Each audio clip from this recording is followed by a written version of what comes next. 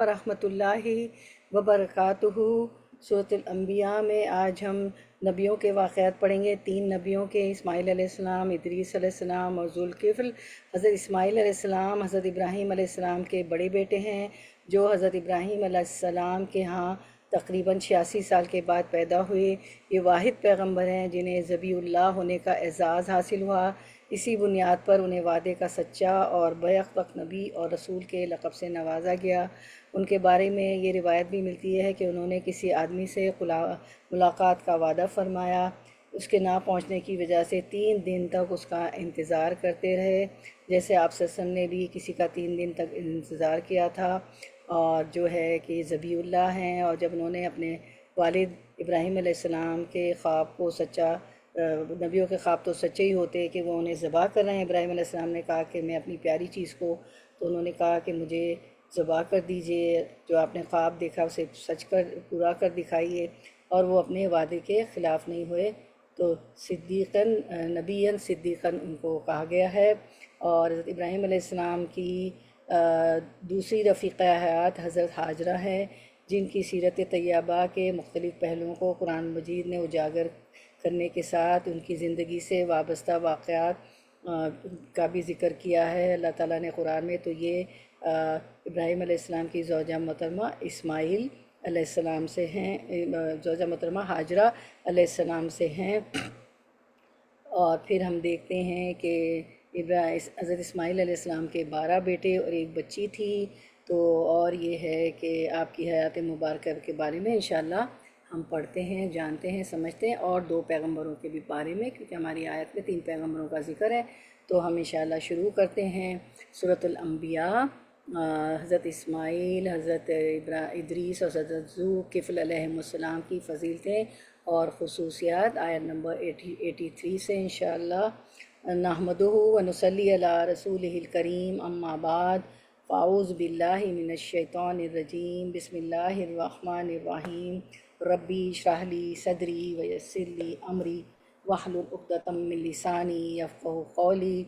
الحمدللہ معز من اتبع ہداہ واطاعہ واتقاہ، ومذل من اعرض عن ذکری وخالف امرہ وعصاہ، احمدہ وسبحانہ واشکرہ علی سوابغ آلائہ ونعماہ۔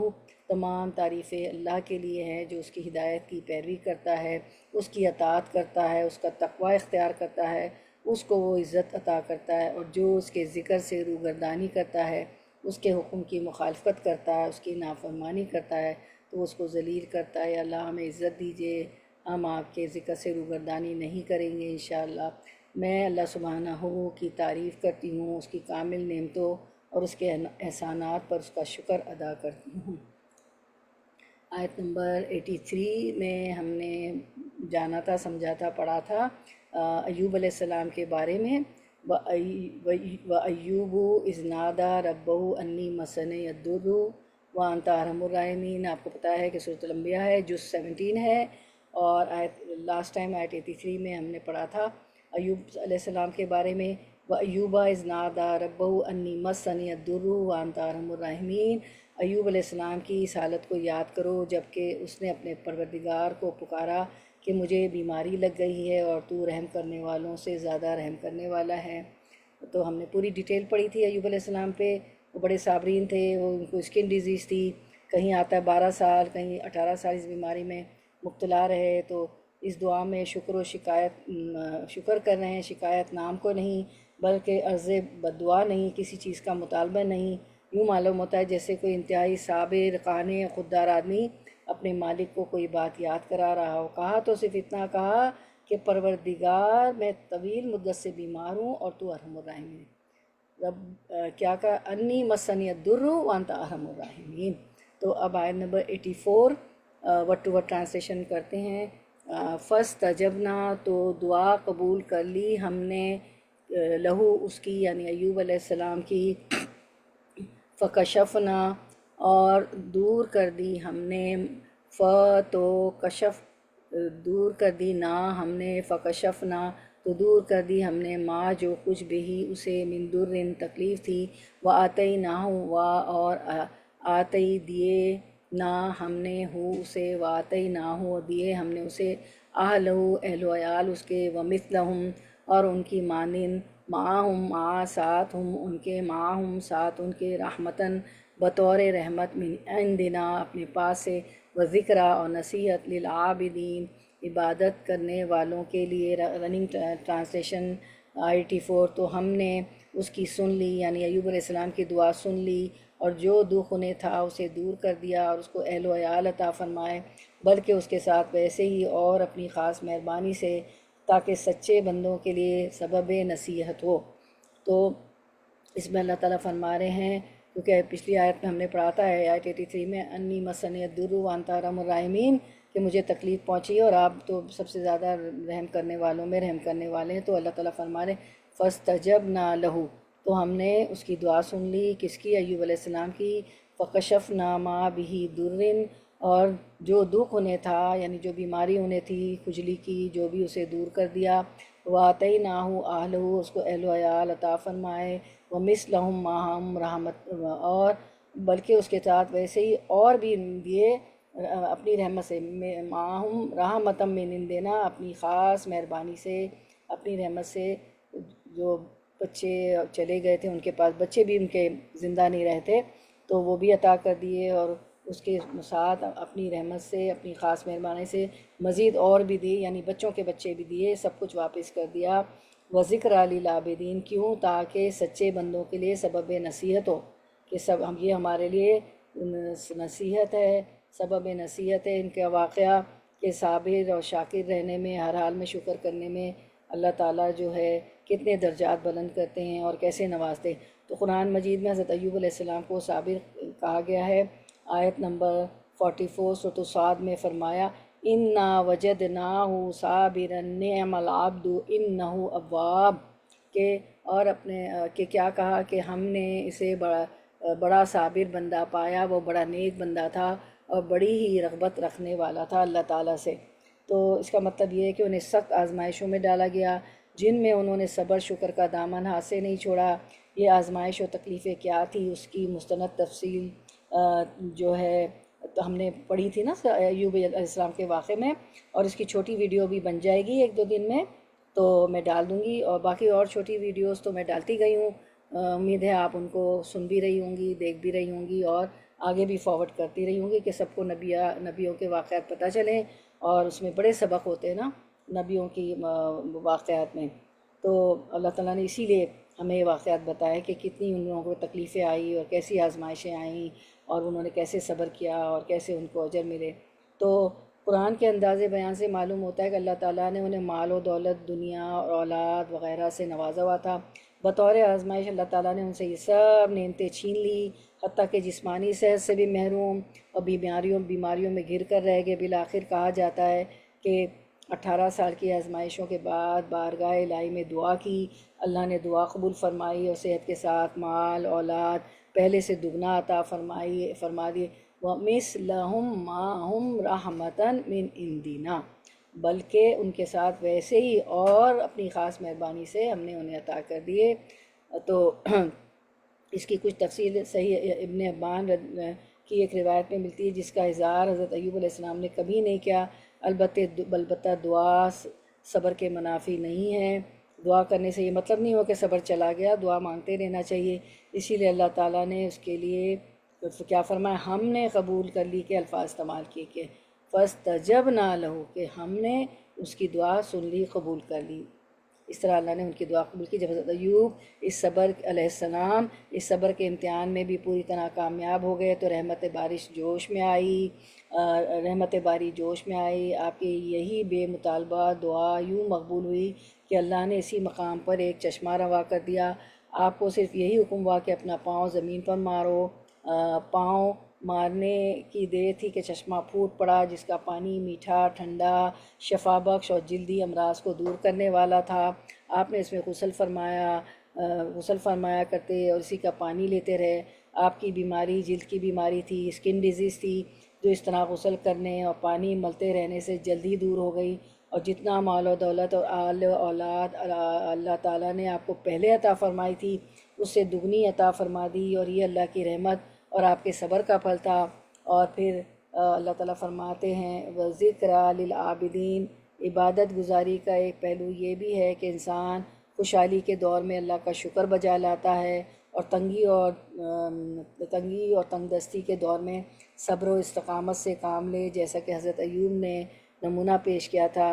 اس جملے میں سبق یہ ہے کہ جو شخص بھی اس طرح اللہ کی عبادت گزار بندہ بنتا ہے، ایوب علیہ السلام کی طرح اللہ تعالیٰ اسے بھی پہلے سے زیادہ انعامات نوازتا ہے۔ وذکر للعابدین، اور عبادت گزاروں کے لیے اس میں یہ سبق ہے جو ہم نے ایوب علیہ السلام کی زندگی میں پڑھا۔ اب ہماری آیت نمبر 85 ہے، اس میں اسماعیل علیہ السلام، ادریس علیہ السلام اور ذوالکفل کا واقعہ ہے۔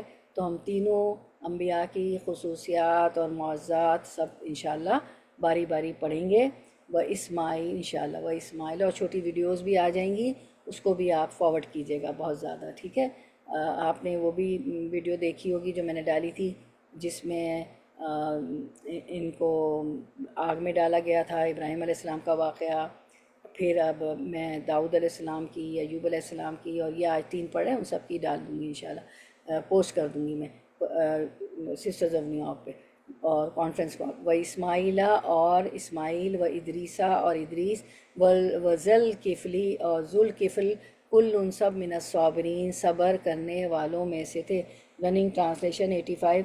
اور اسماعیل اور ادریس اور ذوالکفل علیہم السلام کل من الصابرین، یہ سب صابر لوگ تھے۔ ذوالکفل، اسماعیل علیہ السلام آپ سب کو معلوم ہے ابراہیم علیہ السلام کے بیٹے ہیں، اور ذبیح اللہ ہے، ٹھیک ہے؟ اور ادریس علیہ السلام کے بارے میں بھی پڑھیں گے ہم۔ اور ذوالکفل کے بارے میں اختلاف ہے کہ وہ نبی تھے یا نہیں تھے، بعض نے ان کی نبوت کے اور بعض ولایت کے قائل ہیں۔ امام ابن جریر نے ان کی بابت توقف اختیار کیا ہے۔ امام ابن کثیر فرماتے ہیں قرآن میں نبیوں کے ساتھ ان کا ذکر ان کے نبی ہونے کو ظاہر کرتا ہے، واللہ عالم۔ ذوالکفل کے حالات بھی کتاب و سنت میں کم ہی مذکور ہوئے ہیں۔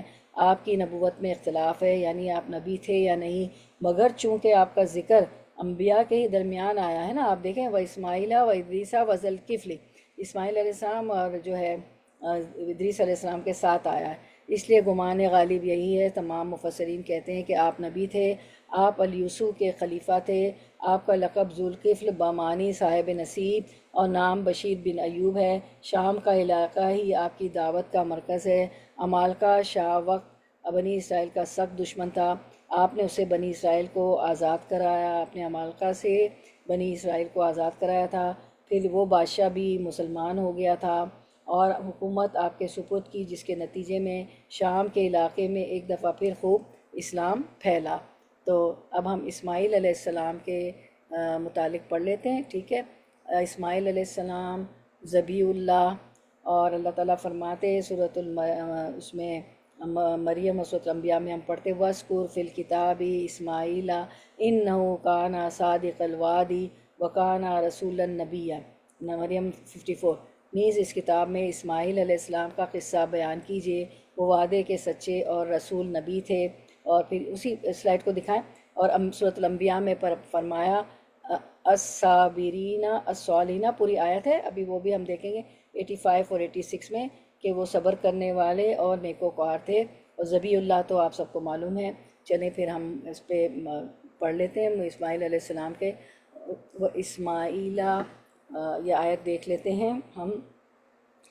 و اسماعیلہ و ذوالکفلی، اب آیت دیکھتے ہیں انشاءاللہ، ٹھیک ہے؟ و اسماعیلہ و ادریسہ و ذوالکفلی کل من الصابرین۔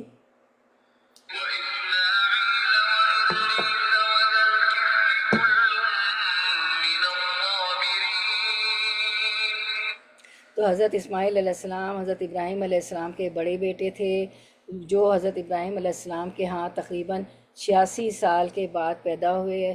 آپ کی ایج بڑی ہو گئی تھی جب وہ پیدا ہوئے۔ یہ واحد پیغمبر ہیں جنہیں ذبیح اللہ ہونے کا اعزاز حاصل ہوا۔ اور چونکہ ابراہیم علیہ السلام نے خواب میں دیکھا تھا کہ وہ اپنی پیاری چیز کو ذبح کر رہے ہیں، تو اسماعیل علیہ السلام سے پوچھا ان کے والد ابراہیم علیہ السلام نے، تو اسماعیل علیہ السلام نے کہا، کیونکہ نبیوں کے خواب تو وہی ہوتے ہیں کہ اپنے خواب کو سچا ثابت کر دیجئے، میں جو ہے ذبح ہونے کے لیے تیار ہوں۔ اور پھر وہ تیار ہو گئے، اسی لیے ان کو صادق الوعد کہتے ہیں، اور یہ نہیں کہ جب ذبح کرنے کے وقت کہہ دیا کہ نہیں نہیں، جیسے عام انسان تو ڈر جاتا ہے نا کہ نہیں نہیں مجھ پہ چھری کیوں، پھر ایسا نہیں کیا، اپنے وعدے کو پورا کیا۔ اسی بنیاد پر انہیں وعدے کا سچا اور بے عقق نبی اور رسول کے لقب سے نوازا گیا۔ تو ہم دیکھتے ہیں سورۃ المریم میں وَاذْكُرْ فِي الْكِتَابِ إِسْمَاعِيلَ إِنَّهُ كَانَ صَادِقُ الْوَعْدِ وَكَانَ رَسُولًا نَبِيًّا، نیز اس کتاب میں اسماعیل علیہ السلام کا قصہ بیان کیجیے، وہ وعدے کے سچے اور رسول اور نبی تھے، وہ رسول بھی تھے اور نبی تھے، صادق الوعد، ٹھیک ہے، وعدے کے سچے تھے کہ انہوں نے وعدہ اپنے والد سے جو کیا، والد کے خواب جو دیکھا تھا ابراہیم علیہ السلام نے، اس کو پورا کیا اور ذبح ہونے کے لیے تیار ہو گئے۔ پھر آیت نمبر 56 میں آتا ہے سورۃ مریم، وَكَانَ يَأْمُرُ أَهْلَهُ بِالصَّلَاةِ وَالزَّكَاةِ وَكَانَ عِندَ رَبِّهِ مَرْضِيًّا، اور وہ اپنے گھر والوں کو نماز اور زکوٰۃ ادا کرنے کا حکم دیتے تھے اور اپنے پروردگار کے نزدیک ایک پسندیدہ بندے تھے، ٹھیک ہے۔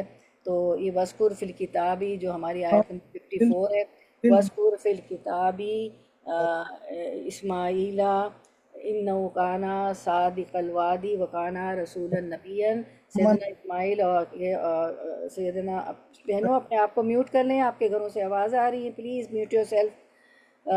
تو یہ سیدنا اسماعیل کے اوصاف اور خصائل، سیدنا ابراہیم کے دوسرے اور بڑے بیٹے سیدنا اسماعیل ذبیح اللہ تھے، یہ نبی تھے اور رسول بھی تھے، جبکہ سیدنا اسحاق نبی تھے، جیسا کہ اس میں ہم نے پڑھا تھا۔ سیدنا اسماعیل عرب حجاز کے مورث اعلیٰ ہیں، اور آپ کو ابراہیمی شریعت دے کر بنی جرہم کی طرف مبعوث کیا گیا، رسول اللہ انہی کے اولاد سے ہے۔ آپ کا صادق الوعد ہونا مشہور تھا، اللہ سے یا بندوں سے جو وعدہ کیا اسے ضرور پورا کرتے تھے، خواہ اس وعدہ وفائی میں جان تک قربان کرنی پڑے۔ باپ سیدنا ابراہیم علیہ السلام اللہ کی راہ میں جان کی قربانی کے لیے کہا تو فوراً تیار ہو گئے، اور کیا ہوا کہ ان کی بجائے اللہ تعالیٰ کو یہ ادا اتنی پسند آئی کہ اللہ تعالیٰ نے ایک دمبا بھیج دیا، اور وعدہ کیا کہ میں اسماعیل علیہ السلام نے اپنے والد سے اور وعدہ کیا کہ میں اس معاملے میں بھی انشاءاللہ صبر کروں گا، اللہ کا حکم مانوں گا۔ چنانچہ آپ نے کمال اطاعت کا مظاہرہ کر کے یہ وعدہ بھی پورا کر دیا اور آپ ذبیح اللہ کہلائے، اس لیے صادق الوعد آپ کو کہا گیا۔ پھر ایک روایت بھی ملتی ہے کہ انہوں نے کسی آدمی سے ملاقات کا وعدہ فرمایا، اس کے نہ پہنچنے کی وجہ سے 3 دن تک اس کا انتظار کرتے رہے۔ ایسی ہی روایت نبی آخر الزمان نبی صلی اللہ علیہ وسلم کے بارے میں بھی موجود ہے۔ 3 دن آپ نے عبداللہ بن ابی الحمصہ کا انتظار کیا، کیونکہ آپ نے کوئی چیز ان کو بیچی تھی اور انہوں نے چونکہ خریدی تھی آپ سے، تو انہوں نے کہا کہ عبداللہ بن ابی حمصہ نے کہ میں آپ کو اس کی رقم دینے آؤں گا۔ 3 دن گزر گئے، وہ دینے نہیں آئے، تو آپ سسم بھی 3 دن تک انتظار کرتے رہے اس کا، اور تیسرے دن وہ آئے۔ تو یہ ان کا بھی یہی حال تھا، اسماعیل علیہ السلام کا بھی، یہ 3 دن وہ انتظار کرتے رہے، اپنے والد سے بھی وعدہ پورا کیا۔ پھر حضرت ہاجرہ ابراہیم علیہ السلام کے فرزند ارجمند اسماعیل علیہ السلام، حضرت ابراہیم علیہ السلام کی دوسری رفیقہ حیات حضرت ہاجرہ ہیں، جن کی سیرت طیبہ کے مختلف پہلوؤں کو قرآن مجید میں اجاگر کرنے کے ساتھ ان کی زندگی سے وابستہ واقعات اور مقام کو شاعر اللہ قرار دیا گیا ہے۔ حضرت اسماعیل علیہ السلام کے فضائل اور مناقب دیکھ لیتے ہیں کہ یہودیوں نے اپنی ایڑی چوٹی کا زور لگا کر یہ بات ثابت کرنے کی کوشش کی ہے کہ ذبیح اللہ اسماعیل علیہ السلام نہیں بلکہ ان کے بھائی اسحاق علیہ السلام ہے، حالانکہ تورات کتاب پیدائش باب 17:30 میں موجود ہے کہ حضرت اسماعیل علیہ السلام حضرت اسحاق علیہ السلام کے بڑے بیٹے تھے، اور حضرت ابراہیم علیہ السلام نے اپنے اکلوتے بیٹے کی قربانی پیش کی تھی۔ ظاہر ہے اسماعیل علیہ السلام ذبیح اللہ ہوئے ہیں، نہ کہ اسحاق علیہ السلام۔ تو اور ہمیں سورۃ الصافات کی آیات بھی بتاتی ہیں 103، 104، 105، 6، 7 کہ فلما بلغ معه السعی قال یا بنی انی اری فی المنام انی اذبحک فانظر ما تری، پھر جب وہ اپنے بچہ اتنی عمر کو پہنچا کہ اس کے ساتھ چلے پھرے، کس کے ساتھ؟ ابراہیم علیہ السلام کے، تو ابراہیم علیہ السلام نے کہا کہ میرے پیارے بچے، میں خواب میں اپنے آپ کو تجھے ذبح کرتے ہوئے دیکھ رہا ہوں، اب تو بتا کہ تیری کیا رائے؟ قال یا ابتی افعل ما تؤمر، بیٹے نے جواب دیا کہ ابا جان جو حکم ہوا ہے اسے بجا لائیے۔ کس نے کہا تھا؟ اسماعیل علیہ السلام نے۔ ستجدونی انشاءاللہ من الصابرین، آپ انشاءاللہ آپ مجھے صبر کرنے والوں میں پائیں گے۔ فلما اسلم وتلہ للجبین، اس کو بیٹے کو پیشانی کے بل گرا دیا تو ہم اللہ تعالیٰ نے آواز دی کہ اے ابراہیم صدقت الرؤیا، یقیناً تو نے اپنا خواب سچا کر دکھایا، بے شک ہم نیکی کرنے والوں کو اسی طرح جزا دیتے ہیں۔ اور حقیقت یہ کھلا امتحان تھا جس میں ابراہیم علیہ السلام کامیاب ہو گئے۔ فدیناہ بذبح عظیم، اور ہم نے ایک بڑا ذبیحہ اس کے فدیے میں دے دیا کہ کیا؟ ایک دمبا آ گیا۔ وترکنا علیہ فی الآخرین، اور ہم نے اس کا ذکر خیر پچھلوں میں باقی رکھا، اور یہ ذکر خیر باقی ہے۔ اور عملی نمونہ بھی ہم پیش کرتے ہیں، ہم عملی نمونہ بھی کہ ہم ہر سال جو ہے قربانی کرتے ہیں، عید الاضحیٰ مناتے ہیں، یہ ہمارا ایک تہوار ہو گیا ان کی وجہ سے، ماشاءاللہ باپ بیٹے کی فرما برداری کی وجہ سے اللہ تعالیٰ سے۔ اور نبی اکرم صلی اللہ علیہ وسلم کا خراج تحسین، اللہ تعالیٰ آپ صلی اللہ علیہ وسلم نے فرمایا، حدیث مبارکہ ہے، اللہ تعالیٰ نے ابراہیم علیہ السلام کی اولاد میں اسماعیل علیہ السلام کو سب سے معزز قرار دیا۔ اللہ تعالیٰ نے ابراہیم علیہ السلام کی اولاد میں اسماعیل علیہ السلام کا انتخاب کیا، اور اسماعیل علیہ السلام کی اولاد میں بنی کنانہ میں سے قریش کا، اور قریش میں بنی ہاشم کا، اور بنی ہاشم میں سے میرا انتخاب فرمایا۔ تو اس طرح آپ صلی اللہ علیہ وسلم کا بھی کی بوست کہاں، آپ صلی اللہ علیہ وسلم کا بھی کا سلسلہ کہاں جا کے ملتا ہے؟ اسماعیل علیہ السلام سے۔ اور حضرت اسماعیل علیہ السلام کا ذکر دوسرے انبیاء کے ساتھ سورۃ ال85 86 میں ہمیں ملتا ہے۔ اور و اسماعیل و ادریسا و اسماعیل و ادریسا و ذوالکفل کل من الصابرین وادخلناہم فی رحمتنا انہم من الصالحین، آیت نمبر 85 86 سورۃ الانبیاء۔ اور اسماعیل اور ادریس اور ذوالکفل کا ذکر کرو کہ سب صبر کرنے والے تھے، اور ہم نے ان کو اپنی رحمت میں داخل کیا، بلا شک وہ نیکوکار تھے۔ اولاد اسماعیل علیہ السلام، ہم دیکھ لیتے ہیں ان کی اولاد۔ حضرت اسماعیل علیہ السلام کے 12 بیٹے اور ایک بچی تھی جس کا نام مورخین نے بشامہ لکھا ہے۔ مورخین ہوتے ہیں ہسٹورینز۔ آپ کے 12 بیٹوں کے نام یہ ہیں: نیابود، جن کو عرب نابود کہتے ہیں، قیدار، حضرت اسماعیل علیہ السلام کے اس صاحبزادے نے، قیدار نے بہت بڑی شہرت حاصل کی۔ نبی کریم صلی اللہ علیہ وسلم نے اس قیدار کی نسل عدنان سے پیدا ہوئے۔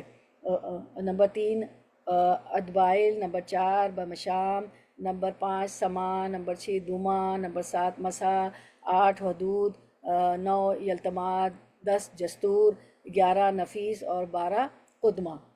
حضرت اسماعیل علیہ السلام کی حیات مبارکہ کا امت کے سامنے تذکرہ کرنا ضروری ہے۔ حضرت اسماعیل علیہ السلام قول کے سچے اور وعدے کے پکے تھے۔ اسماعیل علیہ السلام کے اوصاف حمیدہ کا مختصر تذکرہ۔ اسماعیل علیہ السلام کا تذکرہ قرآن مجید میں 12 مرتبہ آیا ہے۔ اللہ نے اسماعیل، یونس اور لوط علیہم السلام کو جہان والوں پر فضیلت دی۔ سورۃ الانعام 86۔ اسماعیل علیہ السلام وعدے کے سچے تھے۔ سورۃ مریم 54۔ اسماعیل، ادریس اور ذوالکفل علیہم السلام صبر کرنے والوں میں سے تھے۔ الانبیاء 85۔ اب حضرت اسماعیل علیہ السلام کا قرآنی تذکرہ و خلاصہ وہ ہم دیکھ لیتے ہیں۔ تو سورۃ البقرہ 125۔ وَإِذْ جَعَلْنَا الْبَيْتَ مَثَابَةً لِلنَّاسِ وَأَمْنًا وَعَهِدْنَا إِلَىٰ إِبْرَاهِيمَ وَإِسْمَاعِيلَ أَن طَهِّرَ بَيْتِي لِلطَّائِفِينَ وَالْعَاكِفِينَ وَالرُّكَّعِ السُّجُودِ، اور یاد کرو جب ہم نے اس گھر کعبہ کو لوگوں کے لیے عبادت کی جگہ اور امن کا مقام بنایا، اور کہا کہ مقام ابراہیم کو نماز کی جگہ بناؤ، اور ہم نے ابراہیم اور اسماعیل علیہم السلام کو حکم دیا کہ میرے گھر کو طواف کرنے والوں، اعتکاف کرنے والوں، رکوع اور سجدہ کرنے والوں کے لیے پاک رکھو۔ اسے کس سے کہا جا رہا ہے؟ یہ انبیاء کرام سے، دونوں کو، ابراہیم علیہ السلام اور اسماعیل علیہ السلام باپ بیٹوں۔ تو ہمیں بھی مسجدوں کو صاف کرنا چاہیے، کیونکہ ایک عورت مسجد نبی کو صاف کرتی تھی، تو آپ سب نے اسے نہیں پایا، تو صحابہ کرام سے پوچھا کہ کیا ہوا، تو صحابہ کرام اجمعین نے فرمایا کہ اس کا تو انتقال ہو گیا، ہم نے نماز جنازہ پڑھا دی اور اس کی تدفین کر دی۔ تو آپ صلی اللہ علیہ وسلم نے فرمایا مجھے تو بتایا ہوتا، اور آپ صلی اللہ علیہ وسلم نے جا کے اس کی دوبارہ قبر پہ گئے اور نماز جنازہ پڑھی۔ اتنا بڑا شرف اس عورت کو ملا صفائی کا۔ تو ہمیں بھی مسجدوں کو اور گھروں کو صاف رکھنا ہے، گھر میں بھی نماز ہوتی۔ سورۃ البقرہ 127۔ اور یاد کرو جب ابراہیم اور اسماعیل اس گھر کی بنیادیں اٹھا رہے تھے اور دعا کرتے جاتے تھے، اے ہمارے پروردگار ہم سے یہ خدمت قبول فرما، بے شک تو ہی سننے والا جاننے والا ہے۔ تو سورۃ البقرہ 125 127 میں اللہ تعالیٰ نے حضرت ابراہیم علیہ السلام اور حضرت اسماعیل علیہ السلام کو بیت اللہ کی بنیادیں اٹھانے اور اسے پاک رکھنے کا حکم دیا، عبادت و طہارت خانہ کعبہ کا حکم دیا۔ تو ہمیں حضرت اسماعیل عبادت الہی، صفائی اور اللہ کے گھر کی خدمت میں شریک ہے ابراہیم علیہ السلام کے ساتھ۔ تو یہ خدمت ان کے کردار میں ایمان، اطاعت اور عملی قربانی کو ظاہر کرتی ہے۔ ہمیں بھی یہی سبق ملتا ہے عملی قربانی کا۔ پھر سورۃ البقرہ 133۔ ام کنتم شہداء اذ حضر یعقوب الموت قالوا نعبد الہک و الہ آبائک ابراہیم و اسماعیل و اسحاق۔ کیا تم موجود تھے جب یعقوب علیہ السلام کو موت آئی، جب انہوں نے اپنے بیٹوں سے کہا کہ تم میرے بعد کس کی عبادت کرو گے؟ انہوں نے کہا ہم تیرے معبود اور تیرے باپ دادا ابراہیم، اسماعیل اور اسحاق علیہ السلام کے معبود کی عبادت کریں گے۔ یعنی ان کے معبود کون تھے؟ اللہ تعالیٰ، جو ایک ہی معبود ہے اور ہم اس کے فرما بردار ہیں۔ یہ جتنی جگہ ان کا ذکر آیا ہے نا اسماعیل علیہ السلام، وہ ہم پڑھ رہے ہیں۔ سورۃ البقرہ آیت 136۔ قولوا آمنا باللہ وما انزل الینا وما انزل الی ابراہیم و اسماعیل و اسحاق۔ اور کہو ہم ایمان لائے اللہ پر، اس کتاب پر جو ہم پر نازل کی گئی، اور اس وحی پر جو ابراہیم علیہ السلام، اسماعیل، اسحاق، یعقوب علیہ السلام اور اولاد یعقوب علیہ السلام پر نازل ہوئی۔ سورۃ آل عمران۔ کہہ دو ہم ایمان لائے اللہ پر، اس پر جو ہم پر نازل کیا گیا، اور اس پر جو ابراہیم، اسماعیل، اسحاق، یعقوب اور ان کی اولاد پر نازل کیا گیا۔ تو سورۃ البقرہ 133، 136، آل عمران 84 یہ آیات بیان کرتی ہیں کہ حضرت اسماعیل ان بزرگ انبیاء میں سے ہے جن پر وحی نازل ہوئی اور جن کے دین کی بنیاد توحید اور اسلام تھی۔ اور ہمیں یہ سبق ملتا ہے کہ ایمان کا رشتہ نسب سے نہیں بلکہ عقیدہ توحید سے ہے۔ حضرت اسماعیل علیہ السلام کو اللہ کے متقب بندوں میں شمار کیا گیا جو دین حق کے امین تھے، حالانکہ بیٹے تھے لیکن چونکہ وہ دین حق کے امین تھے۔ پھر سورۃ النساء اب آیت 163۔ انا اوحینا الیک کما اوحینا الی نوح و اوحینا الی ابراہیم و اسماعیل۔ بے شک ہم نے تمہاری طرف وہی بھیجی جیسے ہم نے نوح اور ان کے بعد آنے والے نبیوں کی طرف بھیجی، اور ہم نے ابراہیم، اسماعیل، اسحاق، یعقوب اور اولاد یعقوب کی طرف وحی بھیجی۔ تو حضرت اسماعیل نبوت و وحی، حضرت اسماعیل انبیاء میں شامل ہے جن پر وحی نازل کی گئی۔ تو ہمیں یہ سبق ملتا ہے یہ اللہ کے پیغام کے حامل اور تبلیغ دین کے ذمہ دار نبی تھے۔ سورۃ الانعام 86۔ و اسماعیل والیسع و یونس۔ اور اسماعیل، الیسع، یونس اور لوط علیہم السلام کا ذکر کرو، ہم نے سب کو جہان وانوں پر فضیلت عطا فرمائی۔ سورۃ الصاد 48۔ اور یاد کرو اسماعیل وذکر اسماعیل والیسع وذوالکفل وکل من الاخیار۔ اور یاد کرو اسماعیل، الیسع اور ذوالکفل علیہ السلام کو، یہ سب نیک لوگوں میں سے تھے۔ سورۃ الانبیاء 85۔ اور یاد کرو اسماعیل، ادریس اور ذوالکفل کو، یہ سب صبر کرنے والوں میں سے تھے۔ ان سب آیتوں میں فضیلت و مقام بتایا گیا۔ قرآن نے حضرت اسماعیل علیہ السلام کو دیگر انبیاء کے ساتھ شمار کیا اور انہیں صابرین اور اخیار، نیکوکار کہا۔ ان کی زندگی صبر، عزم اور نیکی کی علامت تھی۔ اللہ نے انہیں تمام جہانوں پر فضیلت دی۔ سورۃ الابراہیم 39۔ الحمدللہ الذی وہب لی علی الکبر اسماعیل و اسحاق ان ربی لسمیع الدعاء۔ سب تعریف اللہ کے لیے جس نے مجھے بڑھاپے میں اسماعیل اور اسحاق عطا فرمائے، بے شک میرا رب دعا سننے والا ہے۔ ان ربی لسمیع الدعاء۔ تو عطیہ الہی، حضرت ابراہیم بڑھاپے میں حضرت اسماعیل اور اسحاق کی پیدائش کا شکر ادا کرتے ہیں۔ حضرت اسماعیل اللہ کی نعمت اور دعا کا قبول شدہ نتیجہ ہے۔ ان ربی لسمیع الدعاء۔ سورۃ المریم آیت 54۔ وَاذْكُرْ فِي الْكِتَابِ اسماعیل إِنَّهُ كَانَ صَادِقَ الْوَعْدِ وَكَانَ رَسُولًا نَبِيًّا۔ اور کتاب میں اسماعیل علیہ السلام کا ذکر کیجئے، بے شک وہ وعدے کے سچے تھے اور ایک رسول اور نبی تھے، صادق الوعد تھے۔ صدق و نبوت، قرآن ان کی ایک نمایاں صفت بیان کرتا ہے کہ صادق الوعد اور رسول اور نبی بھی تھے۔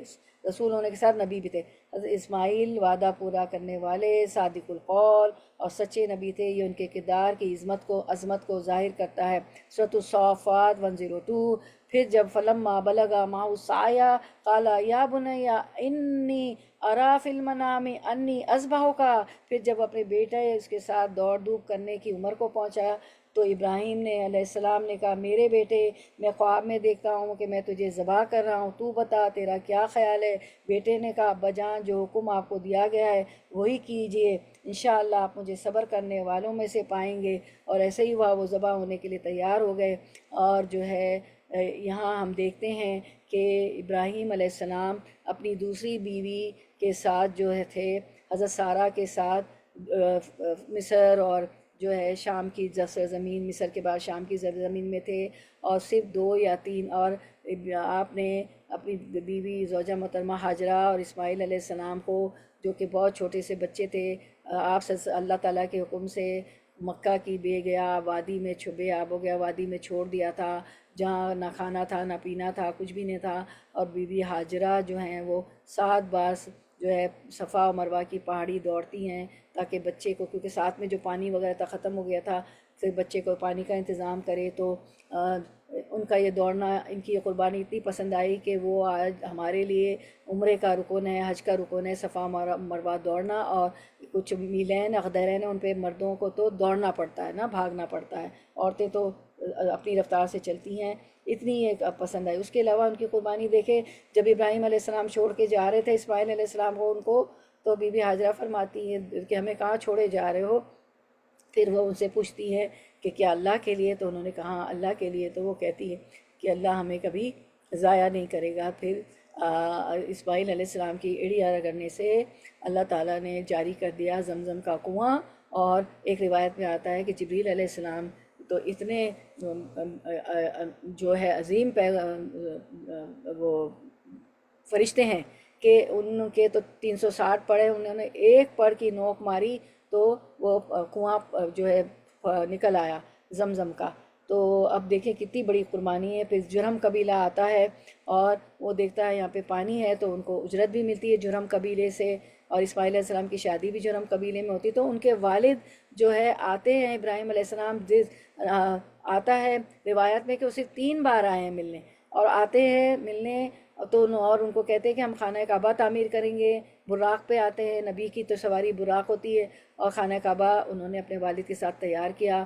انہوں نے جو ہے اور ماؤں کی طرح خلاف نہیں کیا کہ تمہارے والد تو 3 ہی دفعہ آئے، کتنی وہ بھی صابرین تھی اور کتنا اللہ کا حکم ماننے والی فرما بردار تھی بی بی ہاجرہ رضی اللہ عنہ، اور کتنا فرما بردار اپنے والد کا ان کو بنایا، کیسی تعلیم دی اسماعیل علیہ السلام کو کہ وہ والد کے ساتھ جو ہے خانہ کعبہ تعمیر کرتے ہیں۔ اس کے بعد جو ہے ہم دیکھتے ہیں کہ ابراہیم علیہ السلام غیر موجودگی میں پہنچے ہیں اسماعیل علیہ السلام کی، تو ان کی بیوی سے نے کہا اسماعیل علیہ السلام کی کہ وہ جو ہے رزق کی تلاش میں گئے ہیں، اور کچھ شکایتیں کی کہ پتہ نہیں کھانا نہیں ہے کیا نہیں ہے۔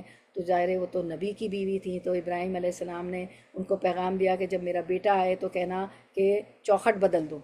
تو انہوں نے سمجھ لیا والد کا، اور انہوں نے چونکہ وہ اس طرح کی باتیں کر رہی تھی، ایک نبی کی بیوی تو رول ماڈل ہوتی ہے، تو انہوں نے چوکھٹ بدل دی، اس کو طلاق دے دی اور دوسری بیوی کی، یہ بھی روایتوں میں آتا ہے۔ اور والد کے لیے بھی جو ہے جب بڑے ہوئے تو انہوں نے خواب کو تسلیم کیا اور ذبح ہونے کے لیے تیار ہو گئے۔ سب سے مشہور واقعہ حضرت ابراہیم علیہ السلام نے سورۃ الصافات 102 میں جو ہم نے پڑھا، حضرت ابراہیم علیہ السلام نے قربانی اور تسلیم، حضرت ابراہیم علیہ السلام نے خواب میں بیٹے کو ذبح کرنے کا حکم پایا، اور اسماعیل علیہ السلام نے جواب دیا یا ابتی افعل ما تؤمر، کہ اے ابتی، اے میرے پیارے والد، کر ڈالیے جو آپ کو حکم دیا گیا اللہ تعالیٰ کی طرف سے۔ اور وہ تیار ہو گئے ذبح ہونے کے لیے، ایک دمبا آ گیا۔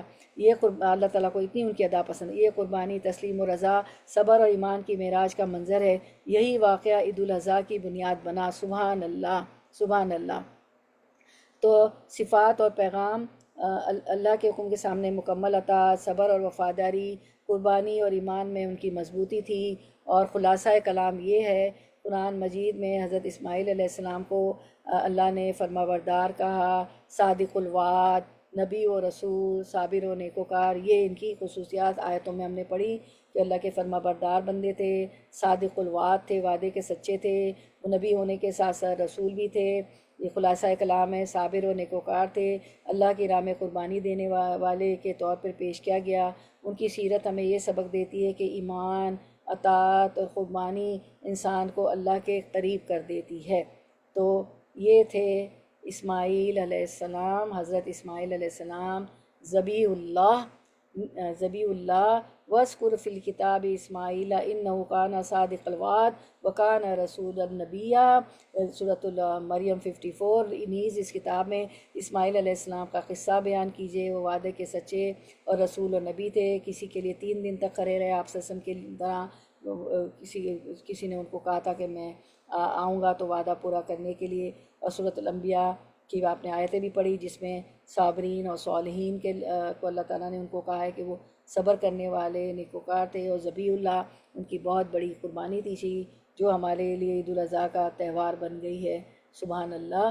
تو یہ تھے حضرت اسماعیل علیہ السلام۔ ان میں بڑے سبق ہے، سبق ایک ایک چنے تو بڑا لمبا ہے، وہی میں نے شارٹ میں بتا دیا کہ سبق یہ ہے کہ ایمان پکا ہونا چاہیے، اطاعت اللہ تعالیٰ کی ہونی چاہیے، اور قربانی ہونا چاہیے اللہ کی راہ میں۔ تو یہ چیزیں انسان کو اللہ کے قریب کر دیتی ہے، اور احسن درجے کی اطاعت، فرما برداری ہونی چاہیے۔ تو چلے ہم یہ ہو گیا ہمارا اسماعیل علیہ السلام۔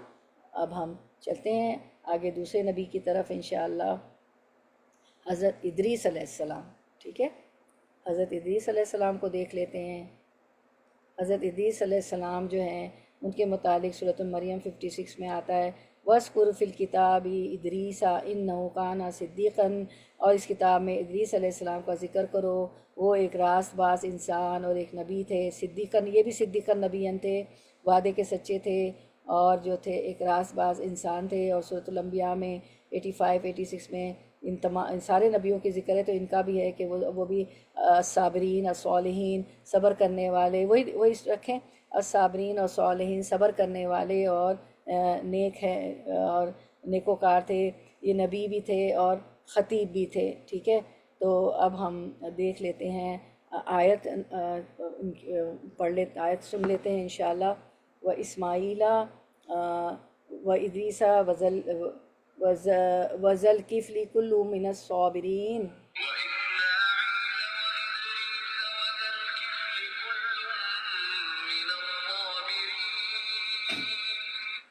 حضرت ادریس علیہ السلام کا تعارف، آپ کا نام نخنق اور لقب ادریس ہے۔ آپ بلند پایا خطیب تھے اور حرمس الحرامسا، بہت بہادر کا آپ کو خطاب دیا گیا، آپ بہت بہادر تھے۔ ٹھیک ہے، آپ کا لقب ادریس تھا، اور صدیقاً نبیًا، آپ کو بھی صدیقاً نبیًا کہا گیا۔ حضرت ادریس علیہ السلام کا تعارف جو ہے، آپ جو ہے، آپ کا نام جو ہے نخنق، آپ کا لقب ادریس، اور حضرت ادریس علیہ السلام اللہ تعالیٰ کے برگزیدہ پیغمبروں میں سے ایک ہیں۔ آپ کا نام ادریس علم و درس و تدریس سے منسوب ہے، کیونکہ آپ علم و حکمت میں بہت بلند مقام رکھتے تھے۔ قرآن مجید میں آپ کا ذکر 2 مقامات پر آیا ہے، سورۃ مریم اور سورۃ الانبیاء۔ اور حضرت ادریس علیہ السلام حضرت آدم علیہ السلام کی 7ویں پشت میں سے یعنی آپ حضرت شیس علیہ السلام کے پڑپوتے۔ آپ وہ پہلے نبی ہیں جنہوں نے قلم سے لکھنا شروع کیا اور لوگوں کو علم و ہنر سکھائے، اور نوح علیہ السلام کے پردادا تھے آپ۔ کہا جاتا ہے کہ آپ نے سب سے پہلے کپڑے سینا، ترازو بنانا، فلکیات، ایسٹرونومی کے علم کی بنیاد رکھی۔ آپ بلند پایا خطیب تھے، اور حرمس الحرامسا کا خطاب آپ کو دیا گیا، صدیقاً نبیًا تھے۔ اور سورۃ مریم میں فرمایا، وَاذْكُرْ فِي الْكِتَابِ إِدْرِيسَ إِنَّهُ كَانَ صِدِّيقًا نَبِيًّا، نیز اس کتاب میں ادریس علیہ السلام کا بھی ذکر کیجئے، وہ ایک راز باز انسان اور نبی تھے۔ تو وَاذْكُرْ فِي الْكِتَابِ ادریس، تو ادریس کا لفظ عربی لفظ نہیں ہے، لیکن مفسرین نے اس کے معنی نکالنے کی کوشش کی ہے، یعنی بہت پڑھنے لکھنے والا۔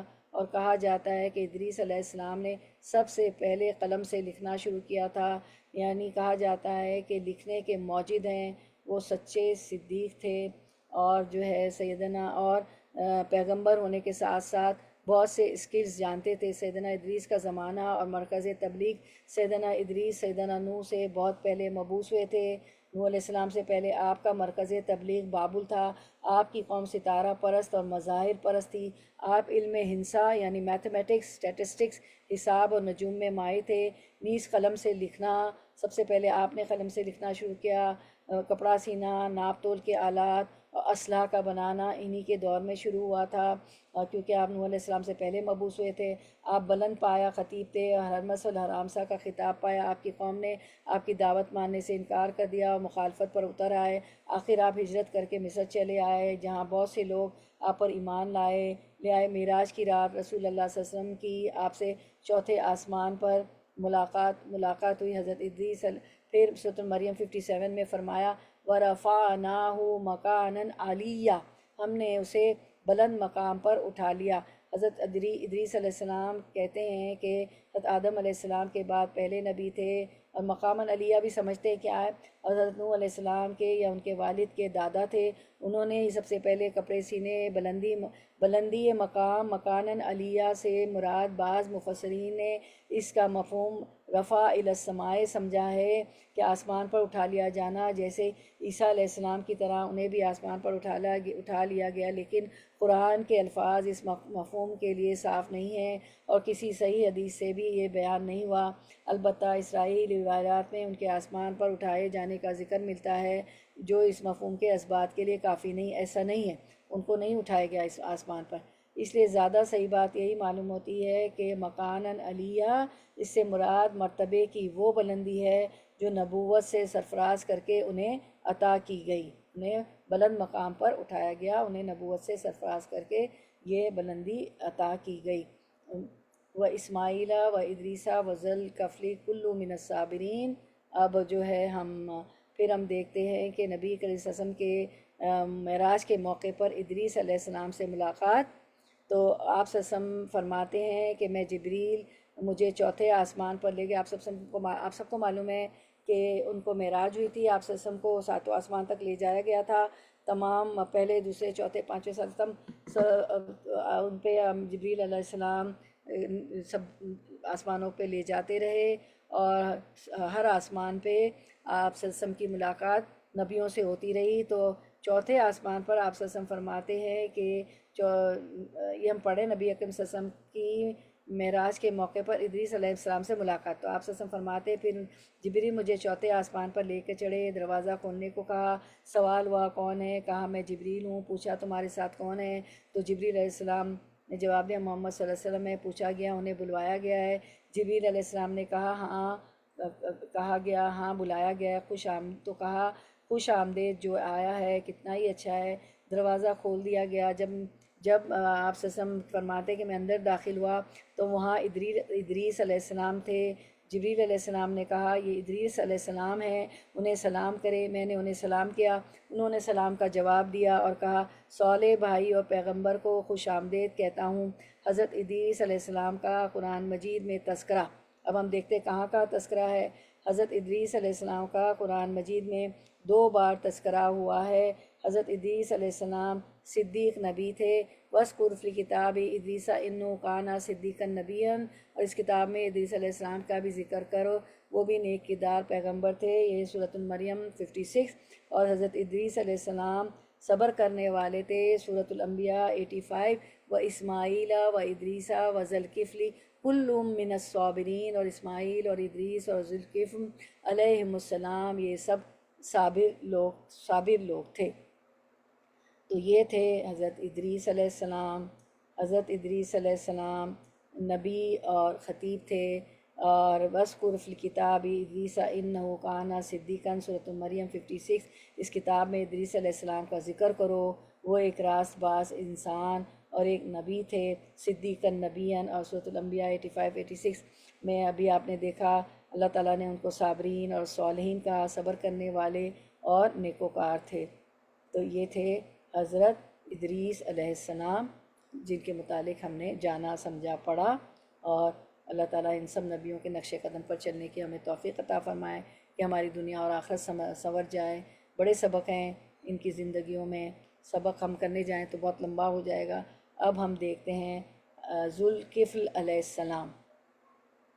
حضرت ذوالکفل علیہ السلام کو متعلق دیکھ لیتے ہیں۔ سورۃ الانبیاء 85 86، و اسماعیل و ادریسا و ذوالکفل کل من الصابرین وادخلناہم فی رحمتنا انہم من الصالحین، اور اسماعیل و ادریس اور ذوالکفل سب صبر کرنے والے تھے، ہم نے انہیں اپنی رحمت کے سائے میں لے لیا، یقیناً وہ نیک بندوں میں سے تھے۔ تو ان کا نام جو تھا بشیر بن ایوب، اور ذوالکفل کا معنی ہوتا ہے صاحب نصیب۔ تو آپ کا سیدنا ذوالکفل علیہ السلام کا ذکر مبارک، آپ کا لقب ذوالکفل، یعنی ذوالکفل کا معنی صاحب نصیب، اور نام بشیر بن ایوب ہے، کہیں بشر بھی کہا گیا ہے۔ حضرت ذوالکفل بھی اللہ کے صابر شاکر بندوں میں سے تھے، اللہ نے انہیں اپنی رحمت سے سرفراز فرمایا تھا، اللہ نے انہیں اپنے صالح بندوں میں شمار فرمایا تھا۔ تو یہ آیت بھی ہم نے دیکھی، و اسماعیل و ادریسا و ذوالکفل کل من الصابرین۔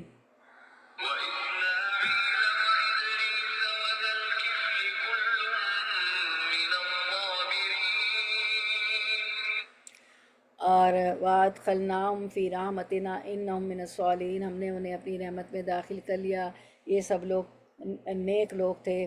تو سیدنا ذوالکفل علیہ السلام کا ذکر مبارک، تو اس آیت کریمہ میں حضرت اسماعیل حضرت ادریس علیہ السلام کے ساتھ جس میں پیغمبر یا شخصیت کا ذکر ہوا ہے، ان کا نام ذوالکفل ہے۔ قرآن و سنت میں ان کے نام کے ان کا تذکرہ کے سوا کچھ نہیں ملتا۔ قرآن مجید نے ان کی عظمت و فضیلت کا تذکرہ یہاں حضرت اسماعیل علیہ السلام اور حضرت ادریس علیہ السلام کے ساتھ کیا۔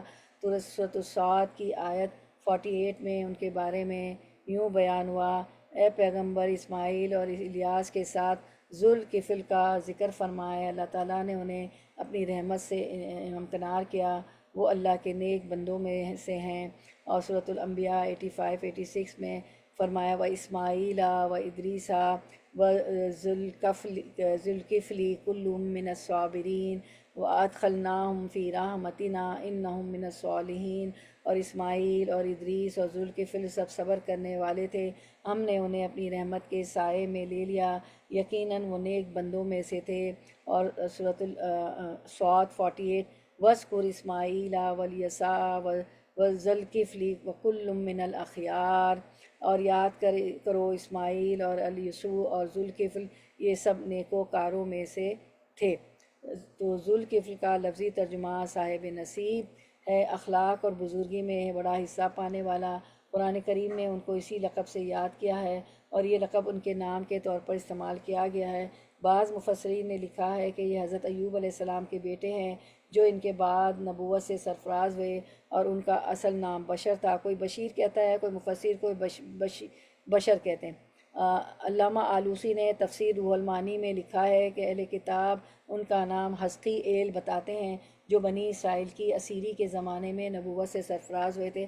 اسیری کہتے ہیں قید کو، تو یہ بنی اسرائیل کی قید کے زمانے میں نبوت سے سرفراز ہوئے۔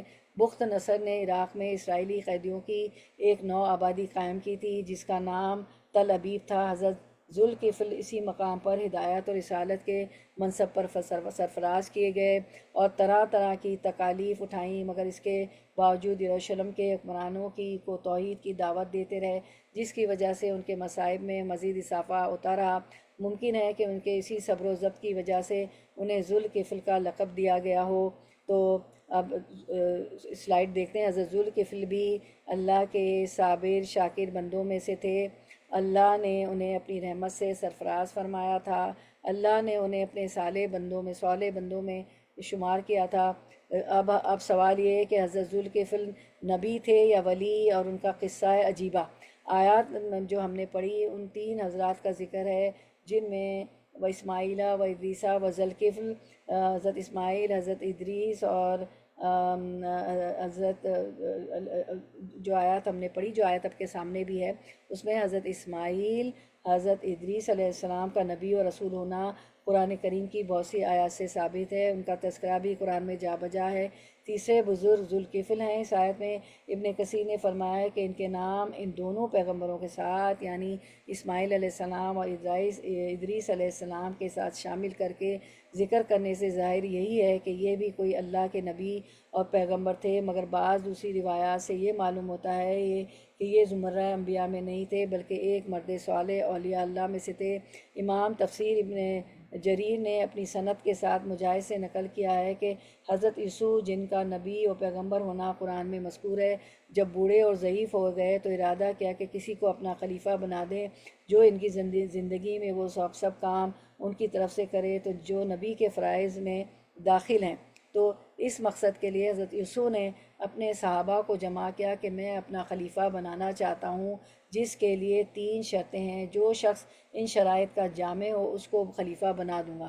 وہ 3 شرطیں یہ ہیں کہ وہ ہمیشہ روزہ رکھتا ہو، نمبر 1، نمبر 2 ہمیشہ رات کو عبادت میں بیدار رہتا ہو، اور نمبر 3 کبھی غصہ نہ کرتا ہو، تو اس کو میں خلیفہ بنا دوں گا۔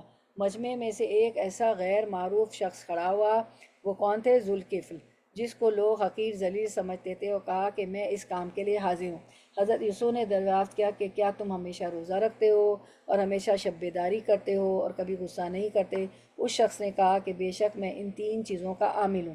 حضرت یوسف کو شاید کچھ اس کے قول پر اعتماد نہ ہوا، اس لیے اس روز اس کو رد کر دیا۔ پھر کسی دوسرے روز اسی طرح مجمع سے خطاب فرمایا اور سب حاضرین ساکت رہے، اور یہی شخص پھر کھڑا ہو گیا۔ اس وقت یعنی ذوالکفل، اس وقت حضرت یوسف نے ان کو اپنا خلیفہ نامزد کر دیا۔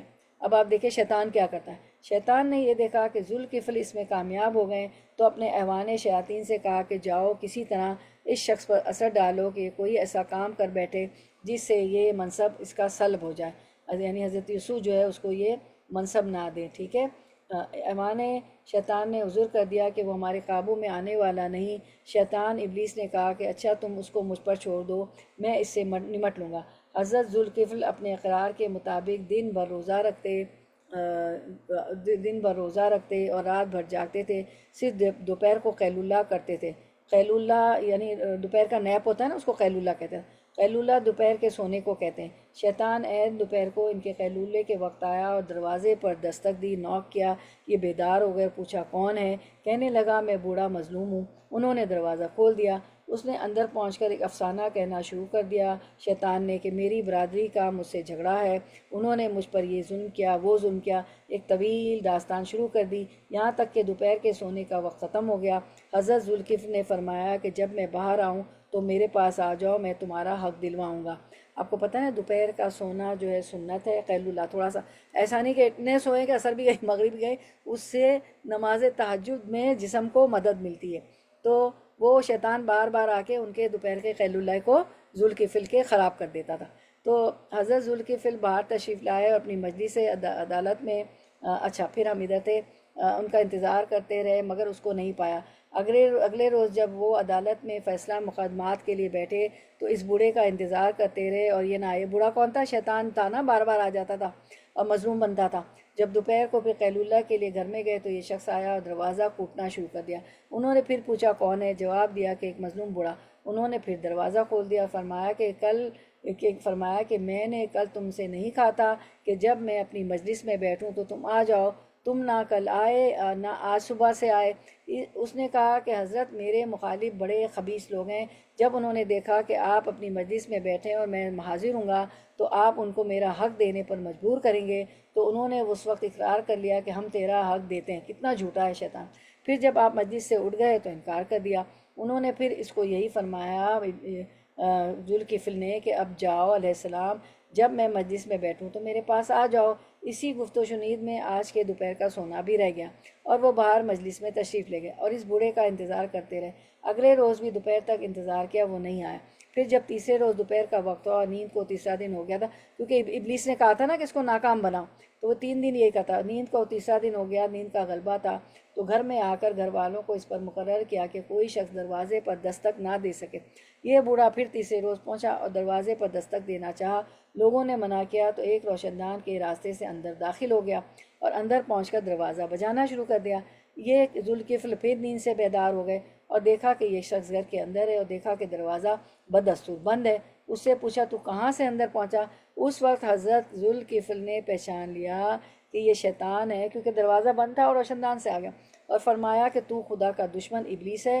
اس نے اقرار کیا کہ ہاں، اور کہنے لگا تو نے مجھے میری ہر تدبیر میں تھکا دیا، کبھی میرے جال میں نہیں آیا۔ اب میں نے یہ کوشش کی کہ تجھے کسی طرح غصہ دلا دوں تاکہ تو اپنے اس اقرار میں جھوٹا ہو جائے جو یسوع نبی کے ساتھ کیا، اس لیے میں نے یہ سب حرکتیں کی۔ یہ واقعہ تھا کہ جس وجہ سے ان کو ذوالکفل کا خطاب دیا گیا۔ دیکھیں شیطان نے اقرار کر لیا نا کہ میں نے یہ کوشش کی کہ تجھے کسی طرح غصہ دلا دوں تاکہ تو اپنے اس اقرار میں جھوٹا ہو جائے جو یسوع نبی کے ساتھ کیا تھا، اس لیے میں نے یہ سب حرکتیں کی۔ یہ واقعہ تھا جس کی وجہ سے ان کو ذوالکفل کا خطاب دیا گیا، کیونکہ ذوالکفل کے معنی ہیں ایسا شخص جو اپنے عہد اور ذمہ داری کو پورا کرے۔ ذوالکفل اپنے اس عہد میں پورے اترے، اسے ابن کثیر نے روایت کیا ہے۔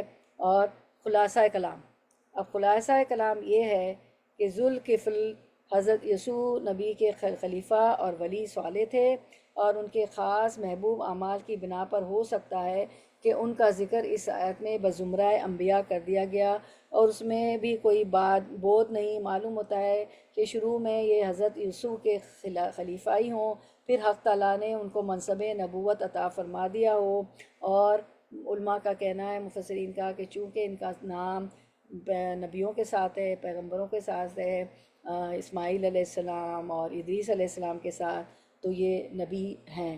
تو پھر تو جو ہے اب واللہ عالم بالصواب، واللہ سبحانہ و تعالی عالم، ٹھیک ہے۔ تو یہ تھے ذوالکفل علیہ السلام۔ اور بشیر بن ایوب ان کا نام، کہیں بشر بن ایوب آتا ہے، و اسماعیل و ادریسا و ذوالکفلی کلو من الصابرین۔ قرآن ذوالکفل کہتا ہے، اور ہم جو ہے اردو میں ذوالکفل بولتے ہیں نا۔ اسماعیل و ادریسا و ذوالکفل کلو من الصابرین و ادخلناہم فی رحمتنا انہم من الصالحین۔ اور سورۃ الانبیاء 85-86۔ اور اسماعیل اور ادریس اور ذوالکفل سب صبر کرنے والے تھے، ہم نے انہیں اپنی رحمت کے سائے میں لے لیا، یقیناً وہ نیک بندوں میں سے تھے، نیک تھے، صالحین تھے، اور جو ہے صابرین تھے۔ اور ان کا نام بشیر بن ایوب تھا۔ تو یہ تھے حضرت ذوالکفل علیہ السلام، جس کو اس آیت میں قرآن میں آپ دیکھتے ہیں ذوالکفل علیہ السلام یہ تھے۔ تو ان کی ہم نے پورا ان کی خصوصیات ہم نے جانی سمجھی، اور یہ ذوالکفل کا مطلب صاحب نصیب بھی ہوتا ہے، اور جو ہے جو انہوں نے وعدہ پورا کیا اس کا مطلب یہ بھی ہوتا ہے جو انہوں نے یوسف بن نون سے کیا تھا کہ وہ انہیں اپنا منصب جو جس پہ وہ سرفراز تھے، نبی تھے، وہ انہیں دینے والے تھے۔ ٹھیک ہے، چلیں تو ہم جو ہے اب اس پہ ہی اینڈ کرتے ہیں۔ ماشاءاللہ آج 3 پیغمبر آپ لوگوں نے کر لیے، ماشاءاللہ ماشاءاللہ۔ شارٹ ویڈیو بھی آ جائے گی، اس کو بہت فارورڈ کیجیے گا۔ چلے اس پہ اینڈ کرتے ہیں۔ اللہ جو کچھ ہم نے پڑھا سمجھا جانا، ان کے نقش قدم پہ چلنے کی توفیق عطا فرمائے۔ قرآن میں واقعات اور کہانی جو ہے، قصے جو ہوتے ہیں، یہ عبرت کے لیے ہوتے ہیں، ہمارے سبق کے لیے ہوتے ہیں۔ یہ دنیا کی کہانیوں کی طرح نہیں ہوتے ہیں کہ بس محظوظ ہوئیں، خوش ہو جائیں، وقت اچھا کٹ جائے، اس لیے نہیں ہوتے ہیں۔ ان میں سبق ہوتے ہیں کہ ہماری زندگیوں کو سنوارنے کے لیے، اخلاق کو سنوارنے کے لیے۔ اور آپ وسلم کو تو بھیجا ہی گیا تھا، انک لعلی خلق العظیم۔ اللہ تعالیٰ نے فرمایا کہ اے محمد صلی اللہ علیہ وسلم، آپ تو اخلاق کے اعلیٰ مرتبے پہ بلند ہیں، اور جو ہے یہ سب ہمارے رول ماڈلز ہوتے ہیں جو ہم ڈرامے اور فلموں میں دیکھتے ہیں۔ ایکٹر ایکٹریسز وغیرہ، ڈائریکٹرز، یہ ہمارے رول ماڈل نہیں ہوتے ہیں۔ انبیاء کرام اور صحابہ کرام اور آپ صلی اللہ علیہ وسلم تو بہترین رول ماڈل ہیں۔ تو اللہ تعالیٰ ہمیں ان کے نقش قدم پہ چلنے کی توفیق عطا فرمائے، قرآن و آمین سنت کرنے کی، آمین یا رب العالمین۔ اللہم آمین کرتے ہیں، اللہم وفقنا۔ کیونکہ اب سبق کرنے بیٹھ جائیں تو ایک ایک پہ اتنے ہیں، ایک ایک پوائنٹ پہ ہیں، اتنے سب اسباق ہیں، تو وہ تو ہم خود ہی دیکھ لیں گے ریکارڈنگ سن کے کہ نو لکھیں گے۔ اللہم وفقنا لما تحب وترضى، یا اللہ ہمیں توفیق دیجیے کہ ہم وہ عمل کریں جس سے آپ محبت کرتے ہیں اور جس سے آپ راضی ہوتے ہیں۔ ربنا تقبل منا انك انت السميع العليم وتب علينا انك انت التواب الرحيم۔ سبحان ربك رب العزة عما يصفون وسلام على المرسلين واخر دعوانا ان الحمد لله رب العالمين۔ سبحانك اللهم وبحمدك نشهد ان لا اله الا انت نستغفرك ونتوب الیک۔ السلام علیکم ورحمۃ اللہ وبرکاتہ۔ وبرکاتہ۔ آپ لوگ کوئی کچھ کہنا چاہیں گے؟